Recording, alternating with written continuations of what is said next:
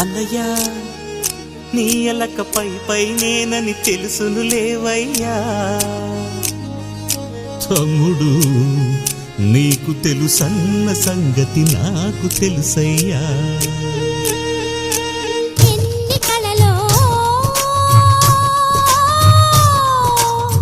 వెంట తెచ్చనంట చూడముచ్చటైన మురిపై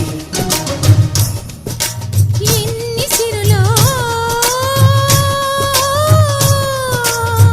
రాసిపోసేనంట సంకురాత్రి వంటి సమయం.